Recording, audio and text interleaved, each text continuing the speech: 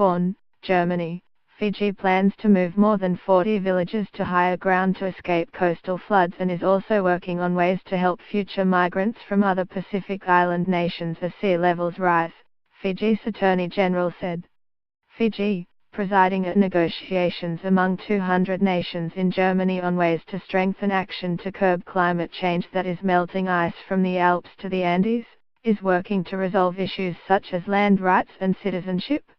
We have had to relocate people to higher ground. We have moved 3 villages to higher ground and there are another 43 that are earmarked, Ayaz Sayed Kayum said during the 2-week talks that end on Friday.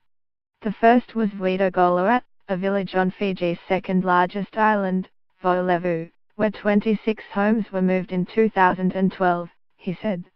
Apart from homes, authorities are also moving graves as settlements are moved inland. Of course there are people who are uncomfortable about leaving their traditional, ancestral Rs, he said. It was unclear how many people would be covered by the program.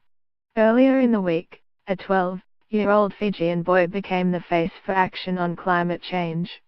Tomosai Oluzala, whose village was devastated by a cyclone last year, told the delegates, including 25 heads of government. My home, my school, my source of food, water, money was totally destroyed. My life was in chaos. My once beautiful village is now a barren and empty wasteland. Climate change is here to stay unless you do something about it.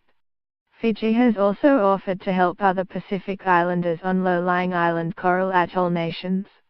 The country, with 900,000 people on hundreds of islands, is larger and has mountains rising to 1,300 meters.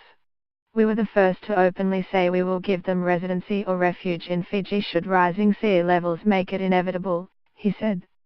Worldwide, sea levels have risen 26 centimeters since the late 19th century, driven up by melting ice and a natural expansion of water in the oceans as they warm, UN data shows. Seas could rise by up to a meter by 2100. The rise aggravates the impact of storm surges such as Cyclone Winston in 2016 that killed 44 people in Fiji and caused $1.4 billion in damage, a third of Fiji's gross domestic product. It also washes more salt water onto cropland. The Pacific state of Kiribati bought 2,400 hectares of forest land on Fiji in 2014. It might help grow crops in future, or provide a refuge if seas rise.